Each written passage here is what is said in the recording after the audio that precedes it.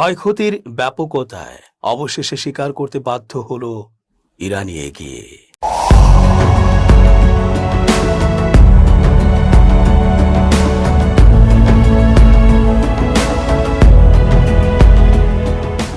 আসসালামু আলাইকুম প্রিয় দর্শক, আমন্ত্রণ আজকের আলোচনায়।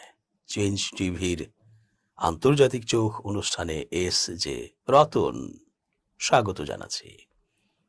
পশ্চিমা মিডিয়া কোনো খবরেরই সত্যটা প্রচার করতে চায় না বা নিরপেক্ষ থাকে না। তারা দেখে সেখানে পশ্চিমাদের, বিশেষ করে আমেরিকা ইসরায়েলের স্বার্থ অক্ষুণ্ণ থাকছে কিনা বা এই রাষ্ট্রসমূহের মান সম্মান বাড়ছে কিনা, সেভাবেই তারা নিউজ করে এবং প্রচারণা চালায়। তবে যখন সেই বাঁধ আর কোনো ক্রমে কাজ না করে কোনো না কোনোভাবে সোশ্যালে লিক আউট হয়ে যায় সত্যিটা, তখন খোদ ওই দেশসমূহের নির্ভরযোগ্য উৎসই আসল খবরটা স্বীকার করে নেয়। এমনই হয়েছে সম্প্রতি ইরানের হামলায় ইসরায়েল ও আমেরিকার ঘাঁটির ক্ষয়ক্ষতির ক্ষেত্রে। বলা হচ্ছে ট্রাম্প আসলে হেরে যেয়ে এখন নানা নাটক করছেন জিতে যাবার। কখনো বলছেন ইরানের সাথে যুদ্ধবিরতির আলোচনা হয়েছে, কখনো বলছেন কিছু প্রস্তাবনা দিয়েছেন যুদ্ধ বন্ধে। আসলে ট্রাম্পের মতো মানুষ হেরে যাবেন আর হার মানবেন এমনি এমনি, তা তো ইজ্জতের ব্যাপার। তাই অভিভাবক সুলভ কথা বলে ব্যাপারটাকে ম্যানেজ করার চেষ্টা করছেন তিনি।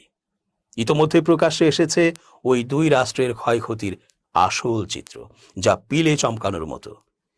ইসরায়েলি সেনাবাহিনী IDF জানিয়েছে দেশটির মধ্যাঞ্চলে একাধিক রকেট হামলার খবর পাওয়া গেছে। ওই এলাকাগুলোতে অনুসন্ধান ও উদ্ধারকারী দল পাঠানো হয়েছে বলেও জানিয়েছে IDF। ইসরায়েলি জরুরি সেবা সংস্থার টেলিগ্রাম অ্যাকাউন্টে বেশ কিছু ছবি পোস্ট করা হয়েছে। সেসব ছবিতে ভবনগুলো থেকে ধোঁয়া উঠতে দেখা গেছে।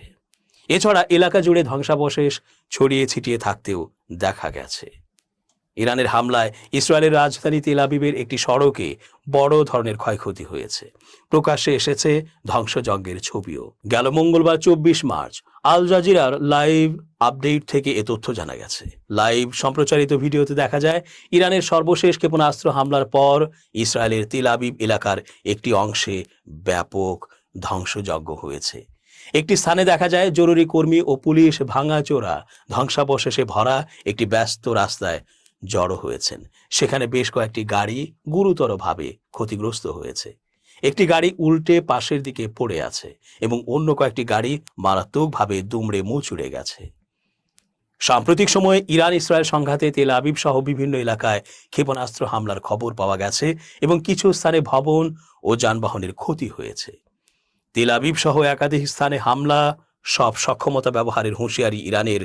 নিজেদের নিরাপত্তা নিশ্চিত করতে প্রয়োজন হলে সব ধরনের সক্ষমতা ব্যবহার করা হবে বলে সতর্ক করেছে ইরান। দেশটির সশস্ত্র বাহিনীর এক মুখপাত্র এ কথা জানিয়েছেন। খবর আল জাজিরার।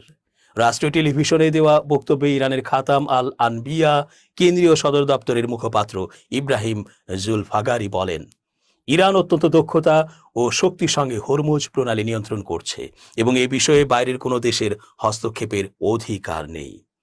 ইরানের ফার্স নিউজ এজেন্সির বরাতে তিনি আরও দাবি করেন, Islamic revolutionary guard corps IRGC ইরাকের এরবিলে ব্যাপক হামলা চালিয়েছে।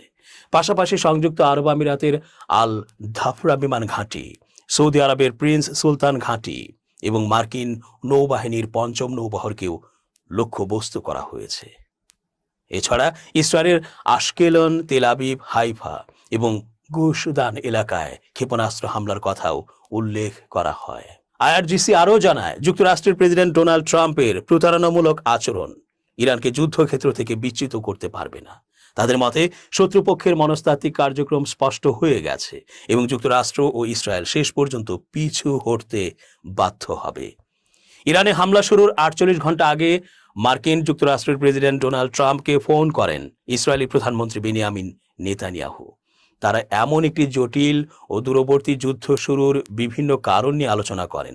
তবে নেতানিয়াহু ইরানের তৎকালীন সর্বোচ্চ নেতা আয়াতুল্লাহ আলী খামেনিকে হত্যার প্রলোভন দেখালে ট্রাম্প যুদ্ধে নামতে রাজি হন। গোয়েন্দাদের থেকে তথ্য পাওয়া যায় যে ট্রাম্প ও নেতানিয়াহু দুজনেই জানতেন ইরানের তৎকালীন সর্বোচ্চ নেতা আয়াতুল্লাহ আলী খামেনি এবং তার প্রধান সহযোগীরা শিগগিরই তেহরানে তার কম্পাউন্ডে বৈঠক করবেন। ফোন আলাপ সম্পর্কে অবগত 3 ব্যক্তির মতে নতুন গোয়েন্দা তথ্য ইঙ্গিত দিয়েছিল যে বৈঠকটি শনিবার অর্থাৎ 28 ফেব্রুয়ারি রাত থেকে সরিয়ে শনিবার সকালে নিয়ে আসা হয়েছে। এই ফোন আলাপের কথা আগে কখনো প্রকাশ পায়নি। সূত্রগুলো জানায়, নেতানিয়াহু কয়েক দশক ধরে যে অভিযানের জন্য তাগিদ দিয়ে আসছিলেন সেটি নিয়ে এগিয়ে যেতে দৃঢ় প্রতিজ্ঞ ছিলেন। তিনি যুক্তি দিয়েছিলেন যে খামেনিকে হত্যা করার এবং ট্রাম্পকে হত্যার জন্য ইরানের আগের প্রচেষ্টার প্রতিশোধ নেওয়ার এর চেয়ে ভালো সুযোগ আর কখনো আসবে না। 2024 সালে ট্রাম্প যখন প্রেসিডেন্ট প্রার্থী ছিলেন তখন ইরানের পরিকল্পনা করা একটি ভাড়াটে খুনি পাঠানোর ষড়যন্ত্র ছিল। স্পর্শকাতর অভ্যন্তরীণ আলোচনার বিষয়ে নাম প্রকাশ না করার শর্তে সূত্রগুলো জানায়, এই ফোন আলাপের সময় ট্রাম্প ইরানের বিরুদ্ধে সামরিক অভিযান চালানোর ধারণায় ইতিবাচক ছিলেন, কিন্তু যুক্তরাষ্ট্র কখন বা কোন পরিস্থিতিতে এতে সরাসরি যুক্ত হবে সে বিষয়ে তখনও সিদ্ধান্ত নেননি। এর প্রেক্ষিতে মার্কিন সামরিক বাহিনী এই অঞ্চলে তাদের উপস্থিতি বৃদ্ধি করে। ফলে প্রশাসনের ভেতর অনেকেই মনে করছিলেন যে প্রেসিডেন্ট কবে এগিয়ে যাওয়ার সিদ্ধান্ত নেবেন তা কেবল সময়ের ব্যাপার। হামলার আদেশ দেওয়ার কথা ভাবার সময় নেতানিয়াহুর যুক্তি ট্রাম্পকে কতটা প্রভাবিত করেছিল রয়টার্স নিশ্চিত করতে পারেনি। এই ফোন আলাপ ছিল মার্কিন প্রেসিডেন্টের কাছে ইসরায়েলি নেতার চূড়ান্ত যুক্তি উপস্থাপনের মতো। ফোন আলাপ সম্পর্কে অবগত 3টি সূত্র জানিয়েছে, তারা বিশ্বাস করেন যে এই ফোন আলাপ এবং ইরানের নেতাকে হত্যার সুযোগ ফুরিয়ে যাওয়ার গোয়েন্দা তথ্যের ভিত্তিতে 27 ফেব্রুয়ারি ট্রাম্পের সামরিক বাহিনীকে অপারেশন এপিক ফিউরি নিয়ে এগিয়ে যাওয়ার চূড়ান্ত সিদ্ধান্ত হিসেবে কাজ করেছিল। নেতানিয়াহুর যুক্তি ছিল, ট্রাম্প ইতিহাস গড়তে পারেন এমন এক ইরানি নেতৃত্বকে নির্মূল করার মাধ্যমে। তিনি আরো বলেন, ইরানিরা এমনকি রাস্তায় নেমে আসতে পারে এবং 1979 সাল থেকে দেশ শাসন করা সেই ধর্মতান্ত্রিক ব্যবস্থাকে উৎখাত করতে পারে, যা বিশ্ব জুড়ে সন্ত্রাস ও অস্থিরতার অন্যতম প্রধান উৎস। 28 ফেব্রুয়ারি সকালে প্রথম বোমা আঘাত হানে। ওই দিন সন্ধ্যায় ট্রাম্প ঘোষণা করেন যে খামেনি মারা গেছেন। হোয়াইট হাউসের মুখপাত্র আনা কেলি ট্রাম্প রয়টার্সকে বলেন, এই হামলা ডিজাইন করা হয়েছিল ইরানি শাসনের ব্যালিস্টিক মিসাইল ও উৎপাদন সক্ষমতা ধ্বংস করতে, ইরানের নৌবাহিনীকে নিশ্চিহ্ন করতে, ইরান যাতে কখনো পারমাণবিক অস্ত্র হাতে না পায় তা নিশ্চিত করতে। ইরানের ক্লাস্টারে বেকায়দায় পড়েছে ইসরায়েলের বহুতর বিশিষ্ট ক্ষেপণাস্ত্র প্রতিরক্ষা ব্যবস্থা। আয়রন ডোমকে ফাঁকি দিয়ে আঘাত হানছে ইরানের ক্লাস্টার বা গুচ্ছ বোমা। ইরানের সবচেয়ে উন্নত ব্যালিস্টিক ক্ষেপণাস্ত্র খোররাম শাহর, এটি অন্তত 80টি উপবোমা বা সাবমিউনিশন বহন করতে সক্ষম বলে ধারণা করা হয়। মধ্যপ্রাচ্যে যুদ্ধ শুরু হওয়ার পর থেকে ইরানের ক্লাস্টার ইসরায়েলের জন্য বড় আশঙ্কা হয়ে দাঁড়িয়েছে। দ্য গার্ডিয়ানের বিশ্লেষণে এসেছে, ইরানি হামলার প্রভাব এবং ইসরায়েলি কর্মকর্তাদের বক্তব্যে দেখা গেছে যুদ্ধ শুরুর পর থেকে অন্তত 19টি ব্যালিস্টিক ক্ষেপণাস্ত্র ক্লাস্টার ওয়ারহেড নিয়ে ইসরায়েলে আঘাত এনেছে। এসব হামলায় 9 জন নিহত এবং ডজন খানেক আহত হয়েছেন। এতে ইসরায়েলের প্রতিরক্ষা ব্যবস্থার দুর্বল দিক প্রকাশ পেয়েছে। অপরদিকে ইরানের যুদ্ধ কৌশলে একটি বড় পরিবর্তনের ইঙ্গিত এটি। গুচ্ছ বোমা বা ক্লাস্টার মিউনিশন ব্যবহার করে সর্বশেষ রোববার হামলা চালায় ইরান। একটি ব্যালিস্টিক ক্ষেপণাস্ত্র মধ্য ইসরায়েলে আঘাত হানে। এ ঘটনায় 15 ইসরায়েলি আহত হন। ইসরায়েল ডিফেন্স ফোর্সেস অর্থাৎ আইডিএফ জানায়, ইরান যতগুলো ক্ষেপণাস্ত্র ছুঁড়েছে তার প্রায় অর্ধেকই ছিল ক্লাস্টার ওয়ারহেড যুক্ত। দেশটির প্রতিরক্ষা পরামর্শক ও ক্ষেপণাস্ত্র বিশেষজ্ঞ তাল ইনবার বলেন, সাধারণ ক্ষেপণাস্ত্রের তুলনায় ক্লাস্টার বোমা আটকানো প্রযুক্তিগতভাবে অনেক বেশি কঠিন।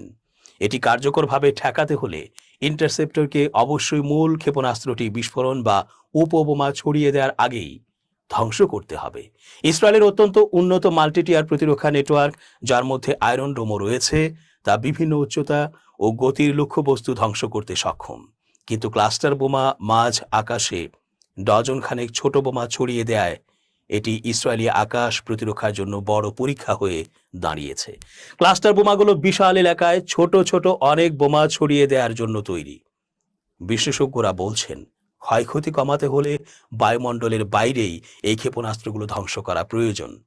ক্লাস্টার বোমা প্রকৃতিগতভাবেই বাছ বিচারহীন এবং জনাকীর্ণ এলাকায় এর ব্যবহার আন্তর্জাতিক মানবিক আইনে নিষিদ্ধ। 2008 সালের ক্লাস্টার মিউনিশন কনভেনশনে স্বাক্ষরকারী দেশগুলোর জন্য এটি নিষিদ্ধ হলেও ইসরায়েল বা ইরান কেউই এই চুক্তির পক্ষে ছিল না। অ্যামনেস্টি ইন্টারন্যাশনাল গত জুন মাসে ইসরায়েলের সঙ্গে 12 দিনের যুদ্ধের সময় ইরানের ক্লাস্টার বোমা ব্যবহারের তীব্র নিন্দা জানিয়ে একে আন্তর্জাতিক আইনের চরম লঙ্ঘন বলে অভিহিত করেছিল। সংস্থাটি 2006 সালে লেবাননে এই অস্ত্র ব্যবহারের জন্য ইসরায়েলকেও অভিযুক্ত করেছিল।